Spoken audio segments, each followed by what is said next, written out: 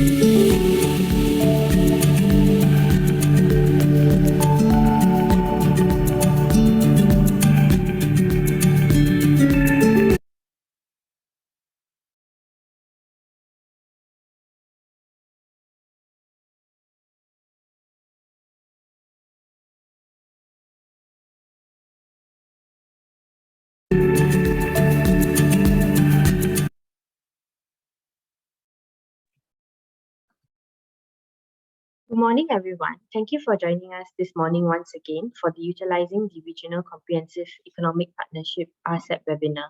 We hosted a number of you for yesterday's presentation session on the overview of RCEP Agreement, Trade in Goods Agreement, and the Tariff Finder demonstration. Today, we have Ms. Felicia Kiew, Senior Trade Officer from Singapore Customs, to give a presentation on Rules of Origin chapter and the Customs Procedure and Trade Facilitation chapter. We will end up the webinar with a Q&A. So please write down your questions in the Q&A box below. Without further ado, I will welcome Ms. Felicia Kiew for her sharing. Yeah. Hello, everyone. Can you all hear me? Yes, we can hear you. Okay, then I will start. So, hello, everyone. I'm Felicia from Singapore Customs, and today I'm here to actually share on the rules of origin and the operational certification procedures, or in short, OCP, for the issuance and verification of certificate of origin under RCEP.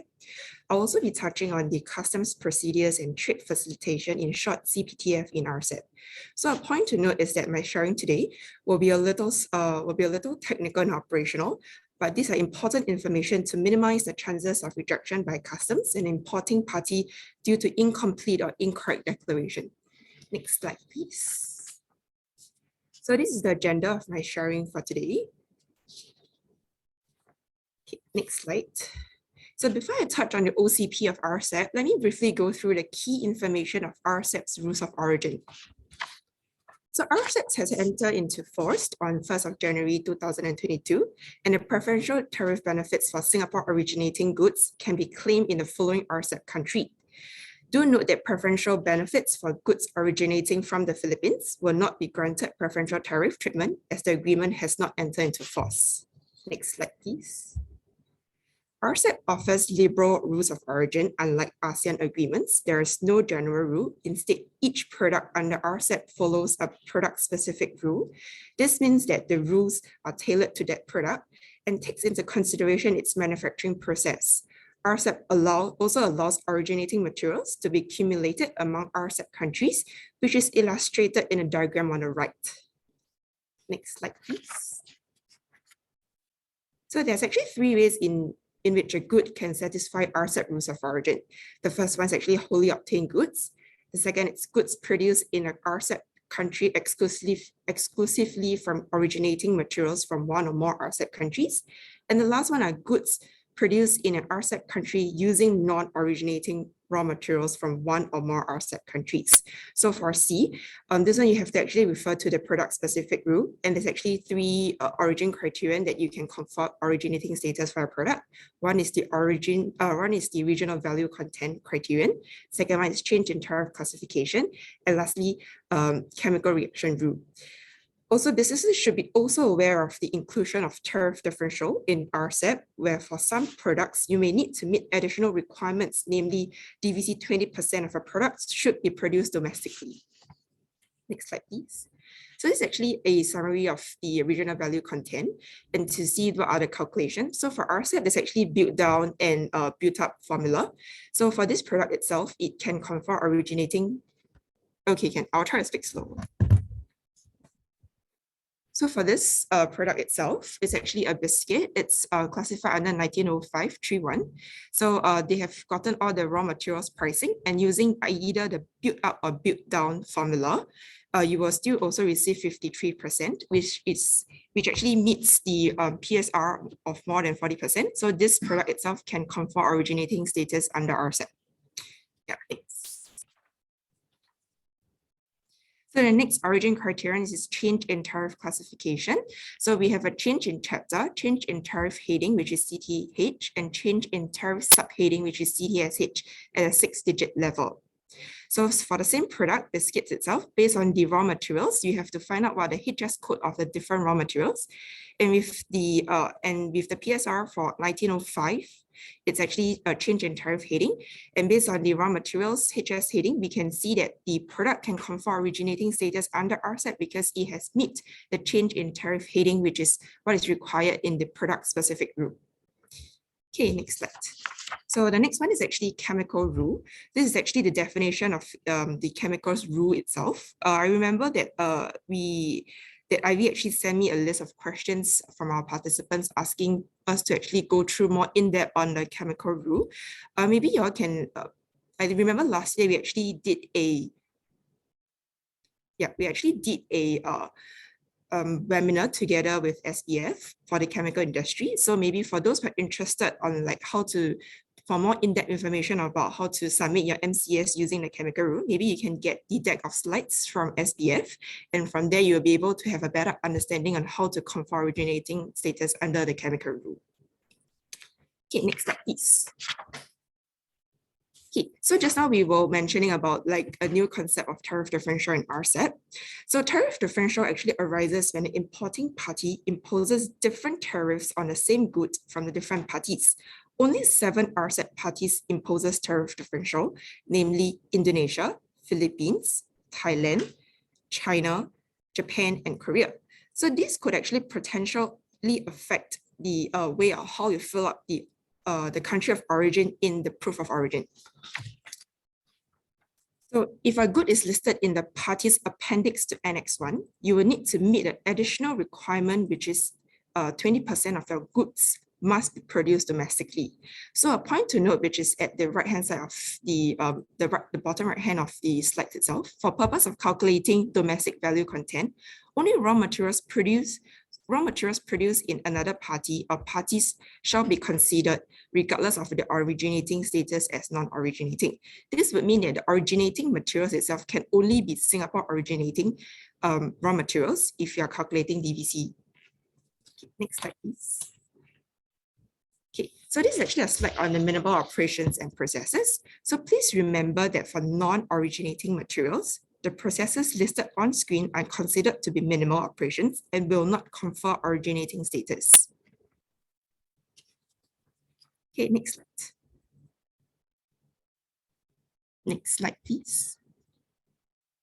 Okay, so next I'll actually move on to the operational certification procedures. So this is actually a step-by-step illustration on your thought process on how you should be obtained.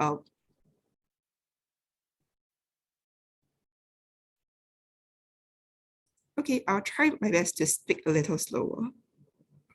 Okay, so this is actually the step-by-step illustration on how you actually obtain a certificate of origin from Singapore Customs. So first step, you need to identify the HS code of your product. Then next, you identify the RCEP party you're exporting to.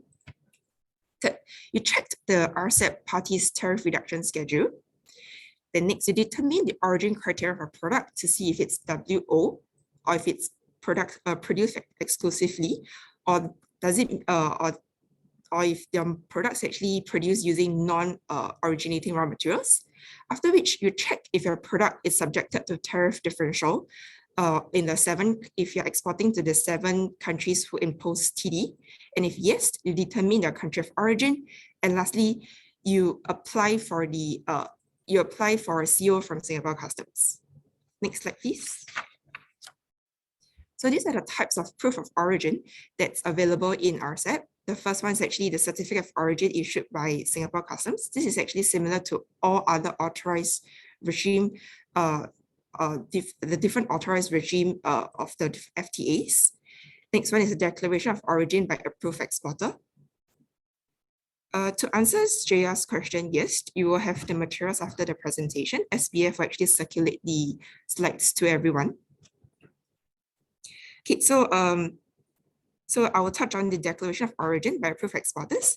So for this, it's very similar to the ATIGA certified exporters, for those who are familiar. So you'll still also have to apply with Singapore Customs, and only if you're an authorized approved exporter, you can actually make out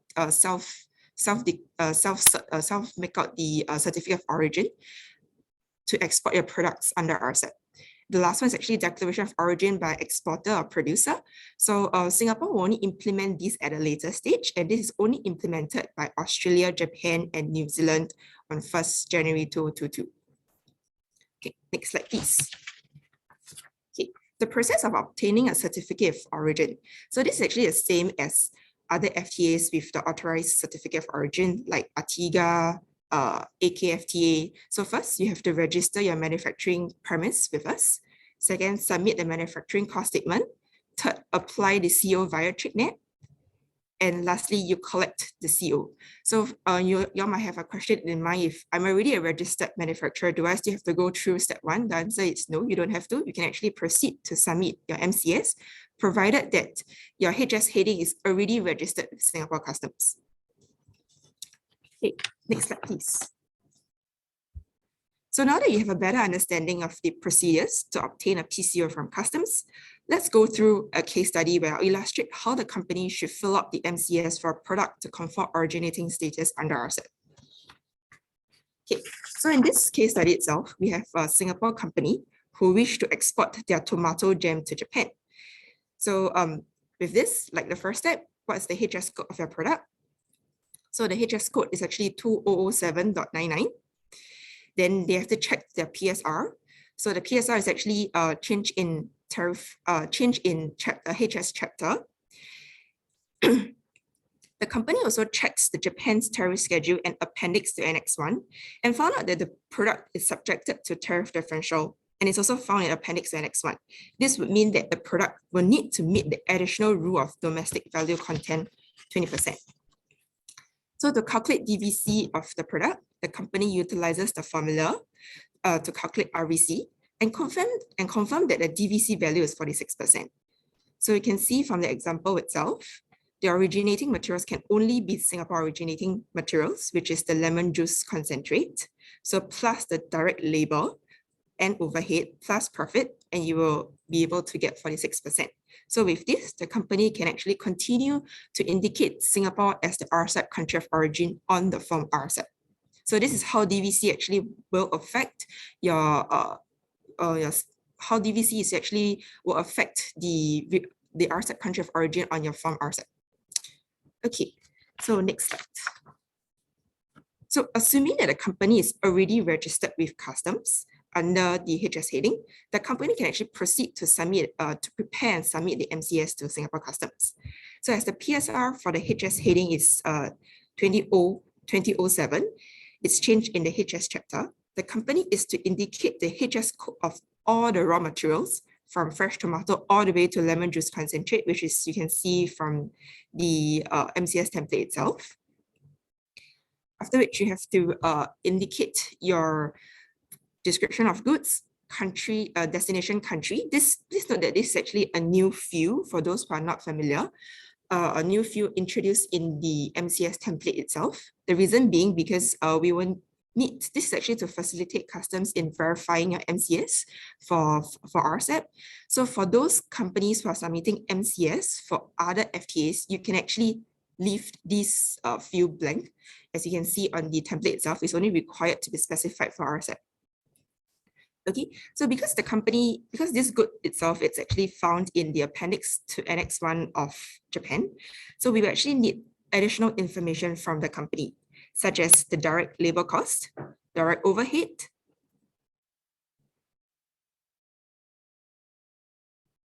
oh, okay. Okay, so you actually need to add, need to provide us the direct labor cost, direct overhead, the profit, and other costs if there is, so that in order for Customs to verify if your product actually has met the DVC 20%. Okay, so we also have a question on whether is it possible for, so for destination country itself, we will require you to actually submit one MCS for each RCEP party. Okay, so this is the reason of like what we shared just now is the concept of tariff differential, where different customs duty are granted for the same categories of goods from the different RCEP countries. So for parties who imposes tariff differential, we will need you to submit separate MCS. Let me say for Japan, Philippines, Indonesia, Vietnam, you will need to submit separate MCS if you're exporting to these countries. But for parties who do not impose tariff differential, such as New Zealand, Australia, you can actually just list down the different countries in the destination country and just submit one MCS. Okay, next slide, please. Okay, next, I'll actually move on to the declaration of origin by approved exporter. The approved exporter scheme is one that authorizes exporters who have demonstrated the capacity to comply with the origin requirements to self-certify the originating status of the goods. This will actually bring about greater convenience to businesses by saving time and eliminating the need to obtain a CO. Next slide. So this is actually a graphical illustration of how the approved exporter scheme works under RCEP. So for those who are very familiar with the certified exporter under the ASEAN-wide self-certification, in short AWSC, we actually realized that the whole process of how AE works is actually very similar to the certified exporter scheme. So first, you will have to apply with Singapore Customs to be an approved exporter, after which we will actually, once you have actually met the criteria to be an approved exporter, we will actually input the information in the approved exporter database. As an approved exporter, you can actually proceed to make up the declaration of origin for the products that you're registered under. You dispatch this origin declaration to your importer, and your importer will actually submit this declaration of origin to the importing authority. So the importing authority will actually check back the approved exporter database to check if your product, if you're a authorized approved exporter, and the product that's being registered under your company. And if everything is in order, they will actually proceed to grant preferential tariff treatment for your goods. Next slide, please. So this is actually the end-to-end process to utilize AE and CE. So first, you check your company's eligibility of to be an AE and CE. This can be found on the customs website. We have a dedicated page for AE and CE. You submit an application form to Singapore Customs, which includes your product details which you like to register with Customs. And upon successful registration, you actually you actually received an authorization letter from us to indicate the obligations that you have to fulfill under AE and CE.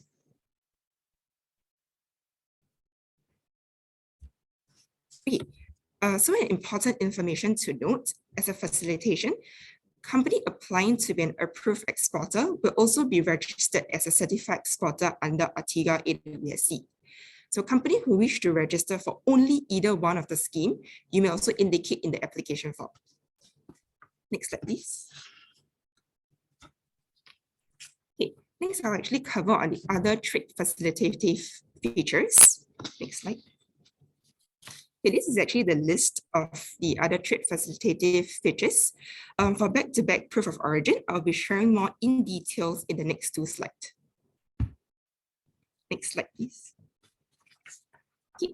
For application of back-to-back from RCEP, in addition to the usual required supporting documents, company will be required to submit a completed declaration letter, which is available on the customs website. Next slide. So for back-to-back from RCEP, we have a question also on whether do you actually need to be stored in either a customs bonded warehouse or free trade zone? The answer is you're not required for back-to-back from RCEP, so you all can take note of that. So in addition, as RCEP parties, like what we shared just now, some parties actually impose tariff differential and has requested the intermediate country to do their part to enforce compliance on whether the goods are subjected to tariff differential. To facilitate customs verification, we will require all companies applying for a back-to-back from RCEP to complete and submit the declaration letter, regardless of whether the goods is subjected to TD or found in appendix to Annex 1 of the importing country. So this is a point to take note. So for back-to-back from RCEP, regardless of which country you're exporting to, you are still required to submit a declaration letter. The declaration letter can be downloaded from the customs website. Next slide, please. Okay, next is the verification request and record keeping requirements. Okay, this is actually a verification portal for certificate of origin issued by Singapore Customs. This is a public, this web page itself is open to public. That means to say yourself, the company, declaring agent, including the importing party, importing customs authority, can actually visit this website itself, key in the certificate number, the country of origin for final destination, and you can verify if this CO itself is it issued by Singapore Customs. This is not only applicable for RCEP, it's applicable for all the FTAs or all the COs issued by Singapore Customs. So the information is available on the page itself. It's on your right hand side. These are the fields that is available. Okay, next slide, please. Okay, verification requests. So for For the purpose of determining whether a goods imported in one party from another party qualifies as originating goods under RCEP, the importing party may conduct a verification process by the following means. So once a verification request is raised to Singapore Customs, what we will do is we will reach out to your company, the exporter that's declared on the form RCEP itself.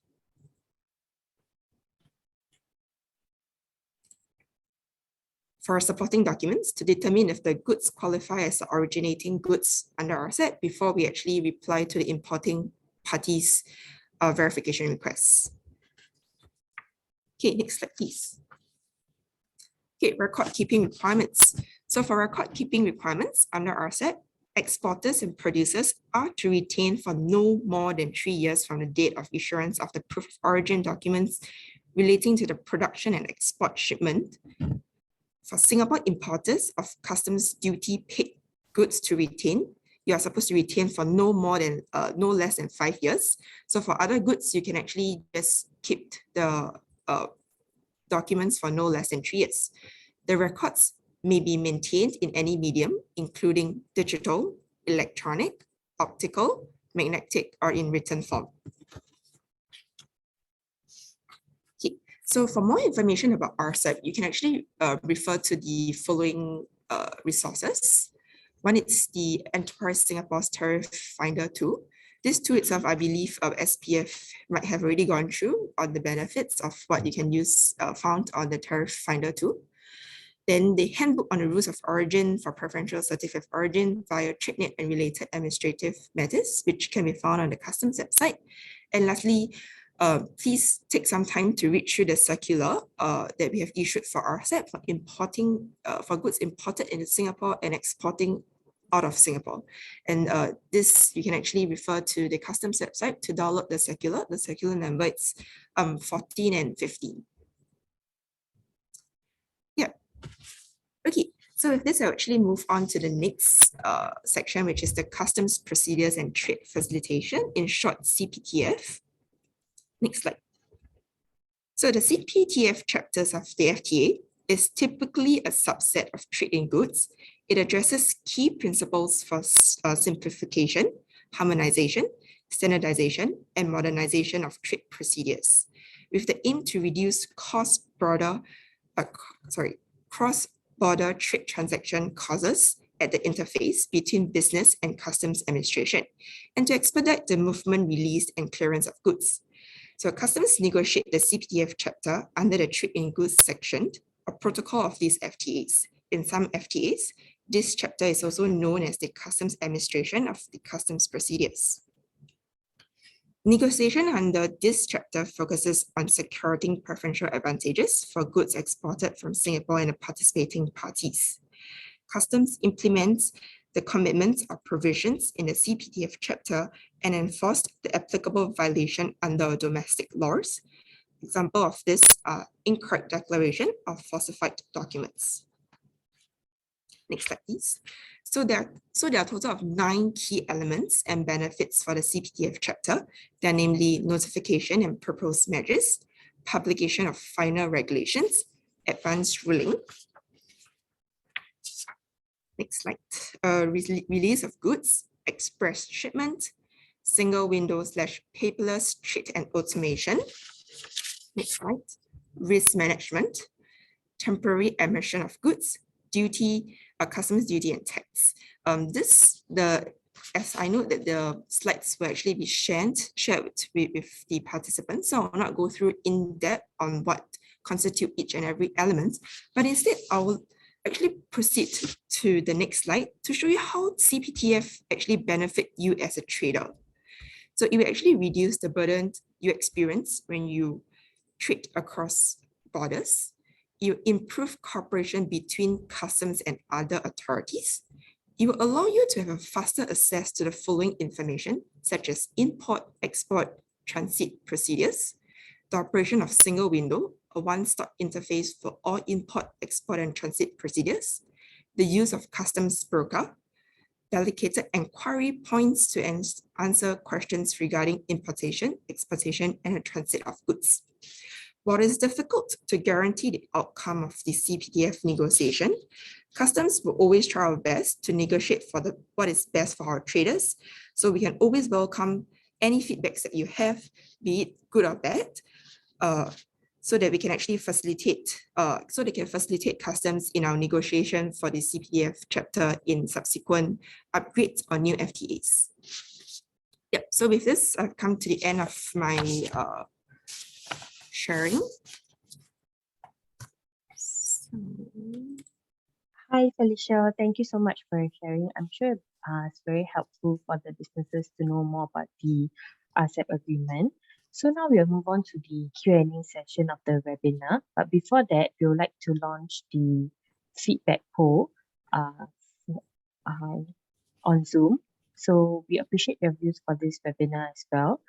Okay, so let's move to the Q&A session. So Felicia, the first question we would like to ask is about back-to-back. One of the participants actually is applying for the form RCEP. So if from China to issue to Singapore, then the goods are re-exported to Australia. Yeah. So if they are asking if they can use the same RCEP form from China that is meant for Australia to issue the back-to-back to Indonesia. For this, right, will the goods be transiting in Singapore? The goods will be transiting to Singapore, yes. As in, we will need to, firstly, to answer the question, right, we need to know who are the different parties. It will be So it's China to? China to Singapore, Okay. then to Australia, and then to Indonesia. So from so you should be obtaining a form as you should be obtaining a RCEP from RCEP from Singapore, as in like from China. So back to back, yeah, you can actually obtain a back to back from RCEP from Singapore. Okay, so from Singapore to Australia, they can utilize the same form, or they will have to reapply again. Same form as in, I think the question needs to be a little like more detailed in being explained, because with this very limited information, I will not be able to tell you if the company can apply for the back-to-back from RCEP. So it's better for the company to actually explain how the entire movement of the goods is like. Okay, can. So maybe the company who's asking this question, you can actually elaborate a bit further in the chat, so we can, at least I can know how is the movement of the goods like. Okay, sure, no problem. Yeah, another question on our back-to-back. So if the goods are actually kept in the free trade zone or the intermediate country, so is the back-to-back certificate or the declaration form from the approved exporter still required? So back-to-back from RCEP is actually issued by Singapore Customs, but the approved exporter is actually a self-certification, so it is a bit different. So is the company interested in applying for a back-to-back with Singapore Customs, or are they trying to make out a self-certification as an approved exporter? So more elaboration is needed for this. But for approved exporter, how do you make out a declaration? Like, what are the different scenarios that you, as an approved exporter, you can make out a like a declaration of origin under RCEP? You can actually refer to the customs website, our AE handbook. There's actually we actually list down the different scenarios which their declaration of origin can be made out by the approved exporter. If the company can actually explain a bit more so that we will be able to answer your question. Okay, can. I think the next question is on the manufacturing cost statement. Johan, if you can move to the slide on the manufacturing cost statement.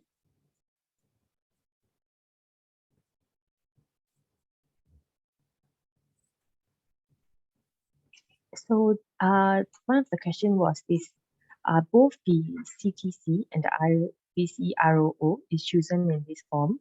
So they are asking if the RVC is ticked due to the DVC, or while the MCS is based actually on the change in tariff classification rules of origin.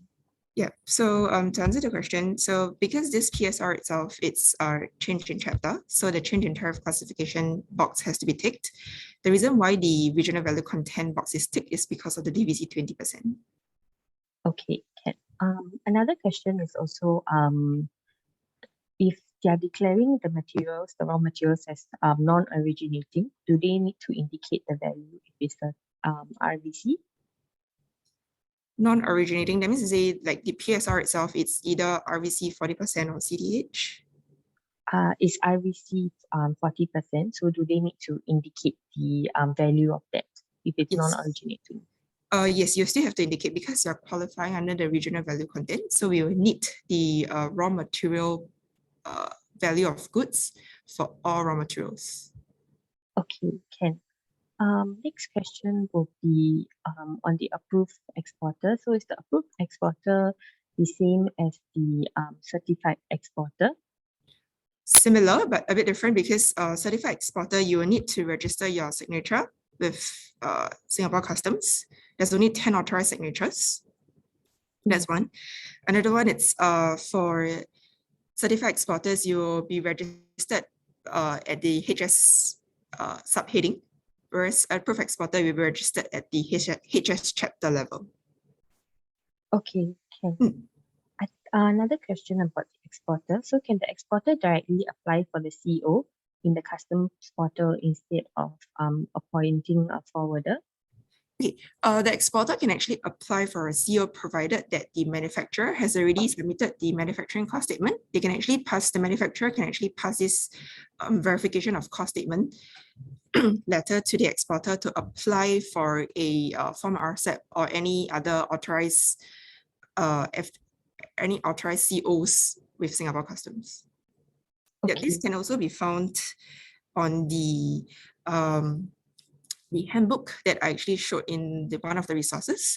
Is actually one of the scenarios inside. So I highly encourage the participants to actually download the handbook because this is, well, it's very long, but the information is actually very comprehensive. Yes. Yes, the customs handbook, it is very useful for the businesses to actually read through when they want to use FTAs. So can we also ask if the customer is from Vietnam and they were to buy products if the customer is from Vietnam and they were to buy products from me imported from Japan to be held in Singapore before they re-export to Vietnam, how long can they actually hold the products in Singapore duty-free? Okay, this one actually duty-free. Actually, Singapore, you don't have to pay duty when you come into Singapore because not pay duty. It's like you don't have a duty will not be paid because firstly, Singapore only imposes duty on certain lines, depending on the goods that you're buying. Are they buying beer, liquor?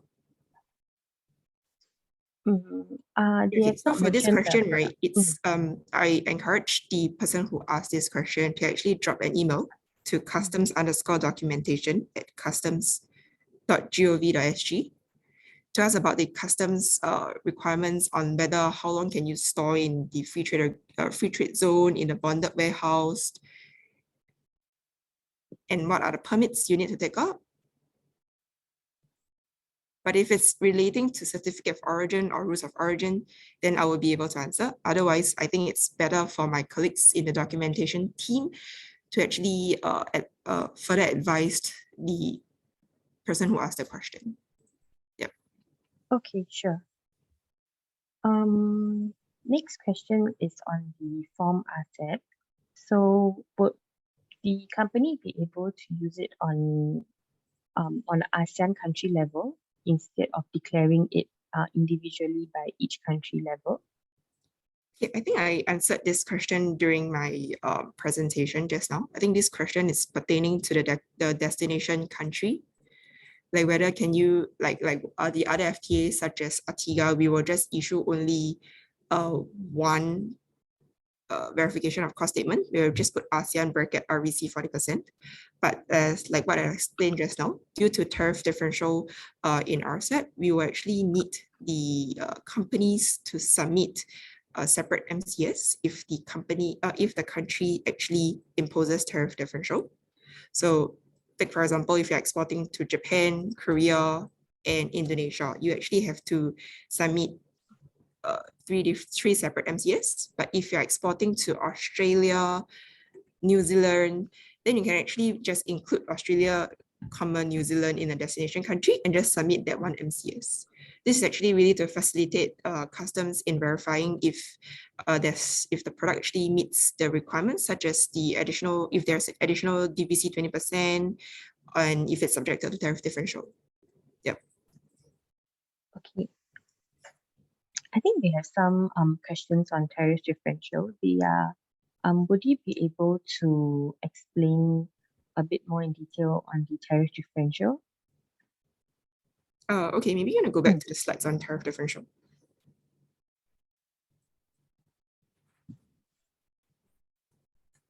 Or maybe the case study for the tomato jam.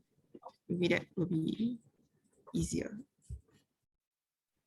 I think it's okay. Yeah, it's just here.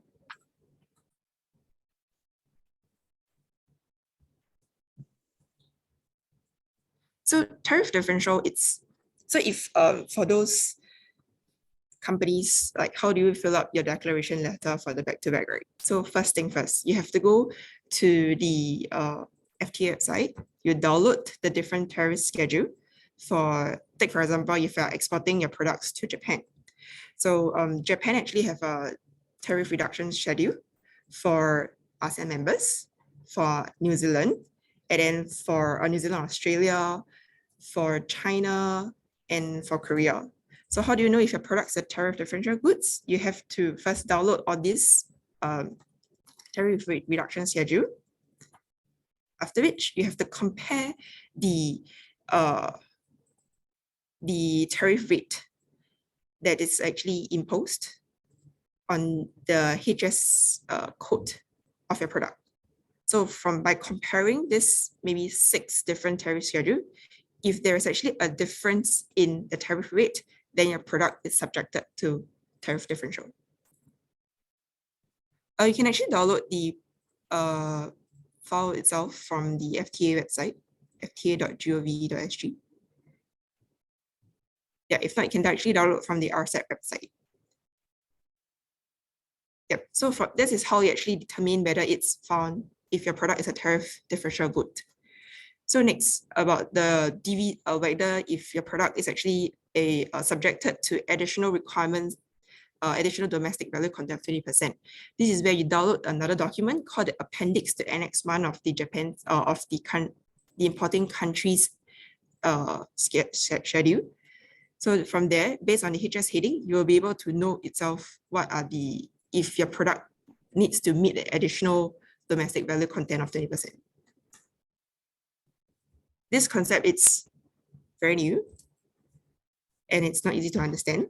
But if you have any questions, you can actually just feel free to write in to us, and we will try our very best to guide you in like making out your declaration letter for the back-to-back from RCEP.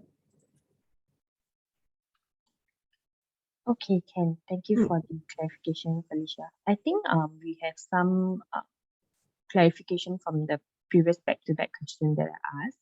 So the company mentioned that RCEP form is issued by China for the goods importing to Singapore. So can this form be from RCEP China used to be issued back-to-back RCEP to any countries regardless of the duty differential status? Okay, first to answer this question, it's which is the importing country. If the importing country is a party to RCEP, you can use this original form RCEP issued by the first exporting country to actually apply for a back-to-back from RCEP in Singapore. Provided that it has meet the rules, the different requirements for a back-to-back to be issued.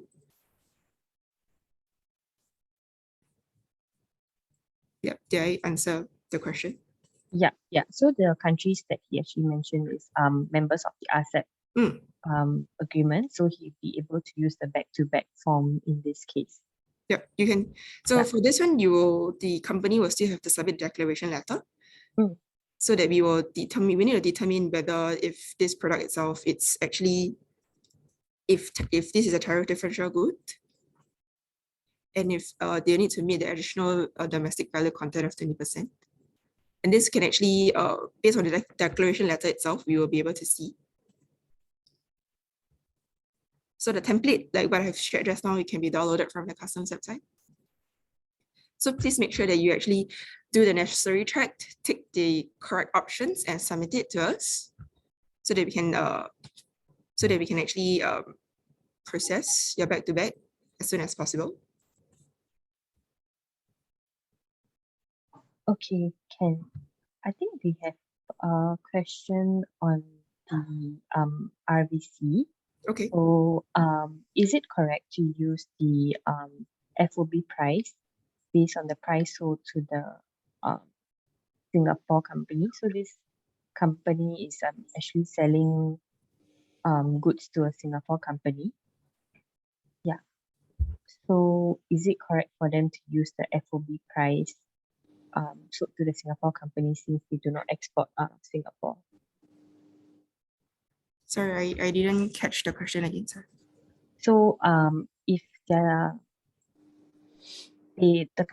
Singapore company wants the goods to be declared as RCEP origin, Okay. so they will do they need to apply for the RCEP form? Or Okay, so for this, right, it depends.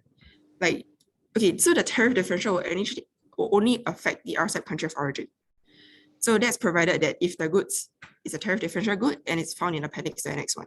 So if they are not, maybe you're exporting the goods to New Zealand or Australia, the RCEP country of origin will still be Singapore. If you have met the PSR, or if it's a wholly obtained, or it's a produce exclusively goods. okay, Ken. I think there's some questions on the chemical reaction rule. So their question is that would the RVC or the CTH rule be applied to the chemical reaction rule? Okay, so what's the clarification? They will need to know if they need to provide the RVC detail or the CTH details when they are applying using the chemical. For this, you know, if you are qualifying using the chemical rule, there's no need for you to actually submit to us your RVC calculation or your CTH, like the breakdown of your raw materials. What we want to know is the chemical process, like whether is there physical segregation of each fungible goods or materials. So all the definition of how we apply chemical rule is actually found in the legal text of RCEP. So customs will follow strictly to the definition there. Okay. Yep. Just like a final few questions. Okay. If they're unable to meet they're able to meet the RVC, but they're unable to meet the DVC, then will they be able to use RCEP? So if the product itself needs to meet DVC 20%, and if it don't meet, then we will not be able to confer originating status. Okay. Yep. So then, as in you can still obtain a form RCEP, but then the country of origin will be different. So this one, they can actually write into customs, then we can advise them further. Yeah, because this is a very rare case. Yes, correct. Yeah. Okay. Then I think for the manufacturing cost statement, the companies have the question whether for the origin materials, how do the manufacturer needs to prove the origin? Do they need to provide a CO or a PCO for the origin? Okay.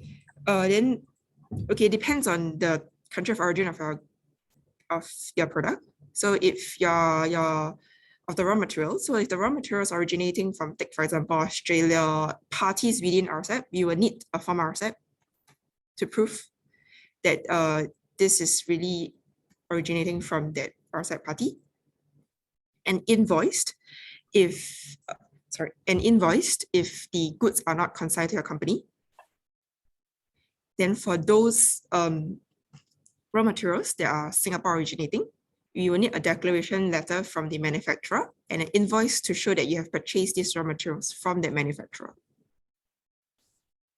Okay. So actually all this information can be found in the detailed MCS guide.